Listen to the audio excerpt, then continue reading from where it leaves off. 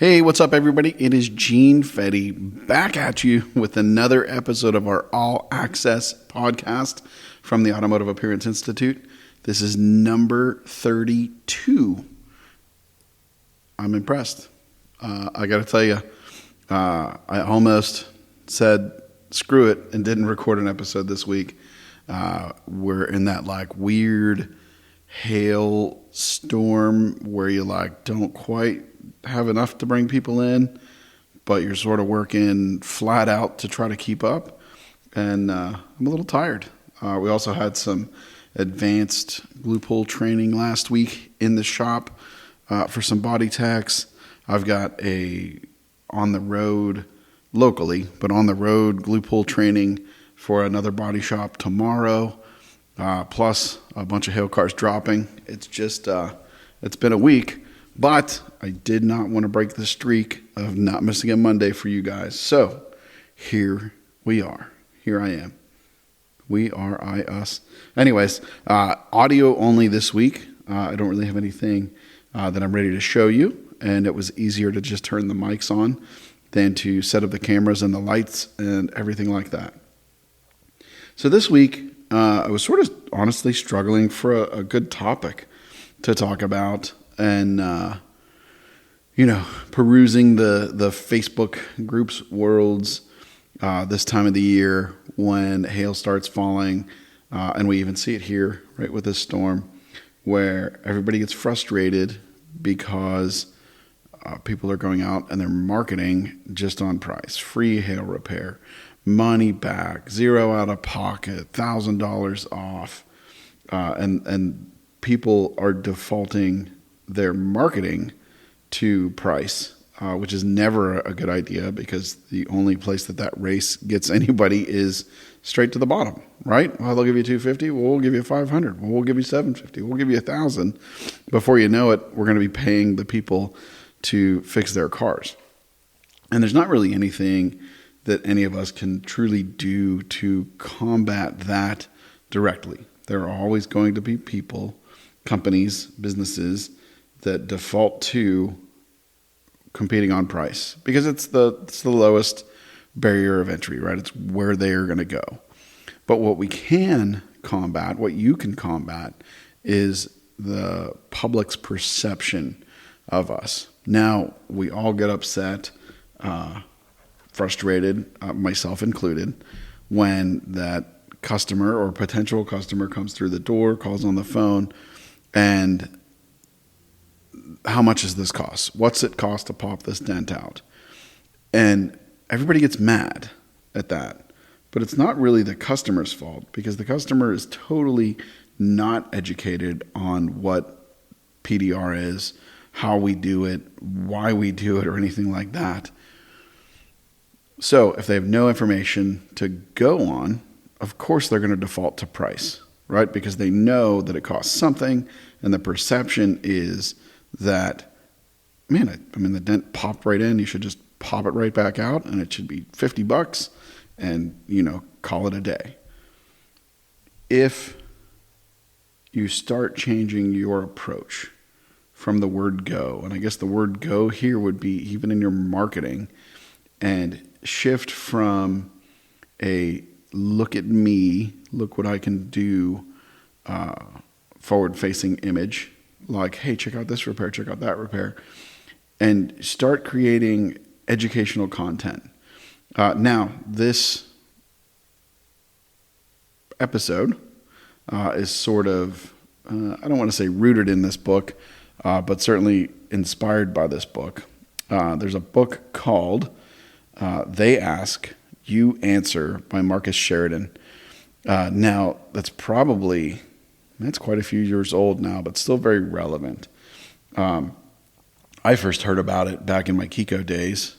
Brock Berkey back in the day was looking for ways to bring more knowledge to the world about glue pull repair, and read this book, and it really transformed a lot of the outbound marketing that we did, the approaches that we took, switched to educational. Another friend of ours, Matt Moore down at EZ Auto Spa, has really done a spectacular job at taking this approach. Go check out Matt's stuff. You should be following Matt and all of his content anyways. He's a really, really smart guy. Keep an eye on what Matt does. Anyways, the idea is to educate your customers on why different things matter. Even, going back last week to our 20 group stuff, right? We were doing a video shoot and we were talking about like what to do after a hailstorm. What kind of insurance claim should you make, or should you make a claim, and what are the different types of claims that are out there? When you stop competing or trying to make noise, one, based on price, if you're doing that, stop now. And two, just showing off your work, showing what you can do, which is cool. But take an educational approach. Start thinking about, questions that you get asked all the time. In fact, I know it was Jack, one of the videos he shot, he was like, I'm so tired of having this 10-minute conversation with people answering this question. I can't wait to have this video done so that when that conversation comes up, or hopefully even before that conversation comes up, the customer or potential customer can go and watch the video and learn.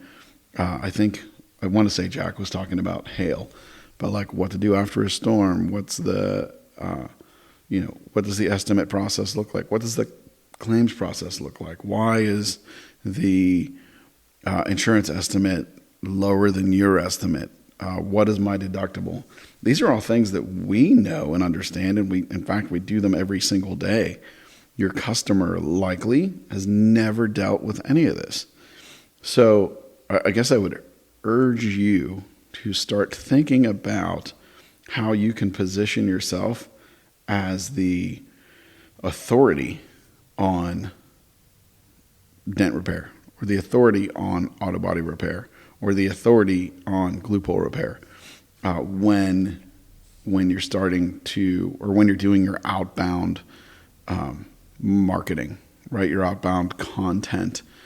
Think of all of the questions that you've been asked, that you answer all the time, that you could make videos for, right? So you could go shoot videos, and they don't need to be, a full production studio like we have here, right? You literally could grab your cell phone, put it in selfie mode, put it on a tripod, stand in front of it. If you don't have a microphone, get your earbuds and use that mic to get decent audio, and start talking directly to your customer through and answering each one of those questions. Then, if you really want to take it all the way, then you take that educational video content and turn it into a blog post, right? Upload it to your YouTube channel, come back to your website, embed the video, and then go more in depth in your article about what you're talking about in the video.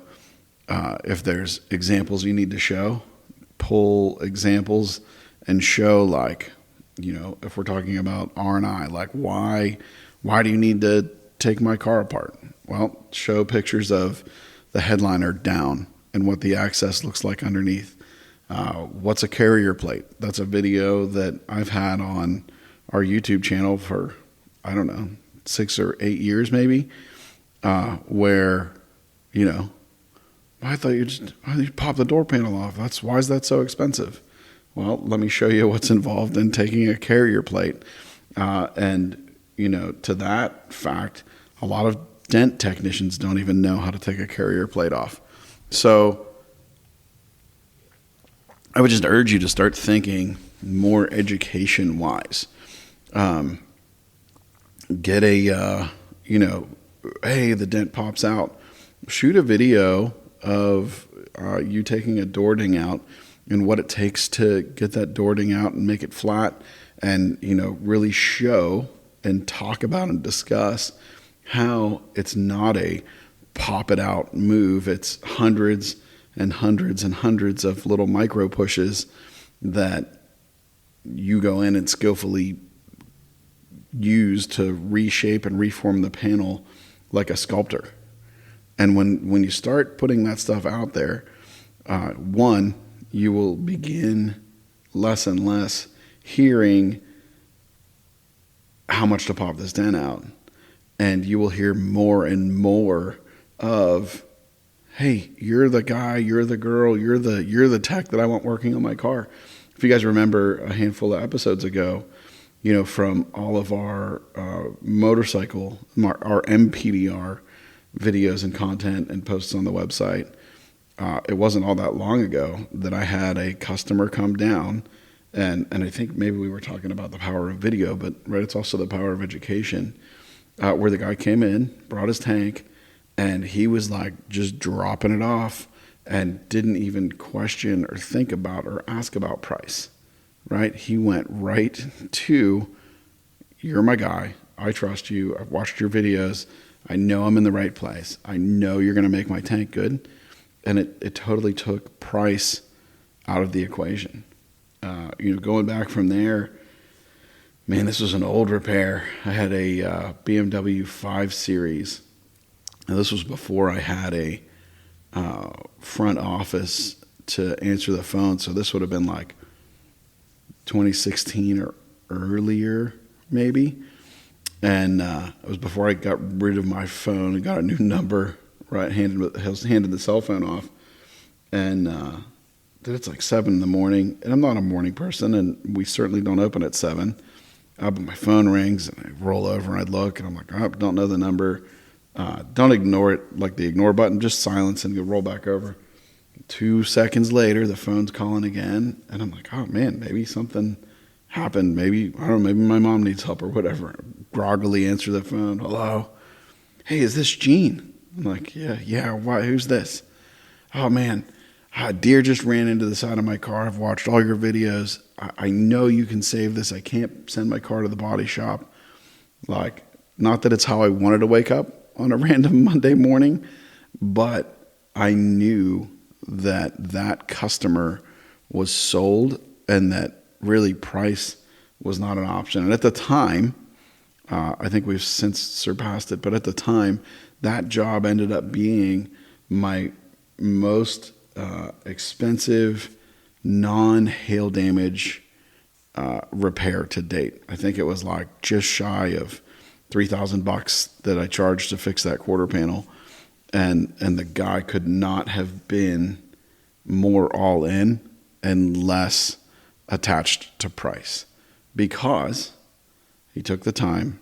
He searched me out. He searched out the solution, and when he landed on YouTube and starts watching and seeing what we're doing, and we're talking about how we're fixing these dents and what we're doing, and you go onto the website and we've got blog posts and reviews, and we're the authority, and we've taken an educational approach to it.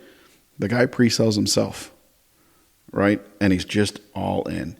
There's not anything better than being the authority, having your marketing content on point, and really it pre-sells the customers for you. It's it builds trust, it builds you the authority. Like, it's just unbelievable what shifting to education, right? An educational approach. Let's talk about resale value on a car, right? It's how many times have you heard, if you're in retail PDR, I'm certain that you have heard, oh, well, if it's going to be that much, I'm just going to get it painted to make it perfect. Well, they think that painting is perfect. They think that painting is the right way to go. We all know that a refinished vehicle has less resale value, right? When you go to trade it in, that could be 10 to 20% less that you get on trade-in. Having content out there that already discusses that, leads to it, and shows the customer, or maybe that customer doesn't have or hasn't researched you, but instead of just kicking him to the curb, hey, Mr. Smith, you know what? I understand where you're coming from. We've actually got this great video that sort of explains what the refinish process looks like, and really what that does to hurt or to the resale value of your car. here, check this out, right? You can have in fact, Shannon, our front office girl, has a list on the phone of some of our YouTube videos or some of our educational videos that we've made, that when something like that comes up, boom, you just drop them a quick YouTube link and you're good to go. Now, our buddy Jack has taken that one step further, and I need to put this on my to-do list that seems to be never ending, and that is he links back to his website with that video embedded, with the blog article all right there, which gives more traffic to your site and helps turn you more into the authority anyways, right? So it's pretty cool. I would urge you to do that. If you are lost on like where to go, like where to come up with questions, there's a great website called answerthepublic.com. You can put search information in there, and it will give you a whole list of questions on the internet that people are asking, right? Like that is the way to go. So anyways, I urge you to start taking that approach. And instead of getting frustrated with companies coming into a town and arguing on or selling on price, selling on giving stuff away, or the customer, how much, start going out there, taking that educational approach and teach them exactly what you need to know. Become that expert. Show them what expertise you have. And even if you're newer in the business, right? Like maybe you're sitting there and you're like, what do I know? I know this, I know that. Even when I've helped teach some other trainers, and they're like, oh man, I don't know. These guys know a lot more than I do. Your students may know a lot more than you do about exactly what they're doing in their full job. But when you're coming in like as the PDR technician, I promise you, even a like wet behind the ears rookie PDR technician knows 100 times more than Joe customer coming off the street. Or like, for the glue pull trainers, man, I don't know if I know enough. I don't know if I know enough. Well, you don't need to be a body man to go in and teach them how to glue pull. And just being aware of the process for glue pulling makes you a better expert at glue pulling than they are, right? So don't let your imposter syndrome creep in and make you think that you can't be an authority. In your market, in your business, you are the authority. Start putting that content out there. So that's your homework for this week, is to start looking at what questions you're asking or what questions you're answering all the time, and start putting content together based on that. And really, there could be a whole social media series that points back to your website, that points back to the blogs. But like, what do you want to know Wednesdays? Like, could be your blog content, or could be social media content for Wednesdays. Answer the questions that people are asking. Answer the questions that you are tired of answering all the time. Write it down. Put it in a video, right? Get it out there. I've often thought about, like sitting here in front of a microphone, even doing a podcast series about dent repair. And, it doesn't need to be certainly it wouldn't be a weekly show, not customer centric. But what if you had a 10 episode season of, let's talk dents, and it's out on your website, and now you've got a podcast out there about dent repair. Just like myself, I have a book that I published, several years back with my business coach. It's not like a story. It's not a bedtime story book or anything. In essence, it's almost like not verbatim, but it's almost like a hard copy, printed copy of our website, right? It's the name of the book is Ask Gene Fetty, everything you need to know about paintless dent repair. And it sits out front, and we take them to car shows. And by having a book that you wrote out, guess what that does? One, it educates. Two, it makes you the authority. And I have plenty of customers that sit and read the whole book. Well, it's a short book, right? Like, I don't even know, 30 pages or something. I have a lot of customers that will sit in the waiting room while we're fixing their car, and they come out and they're like, man, that's a great little book. I learned a ton. I didn't know this. I didn't know that.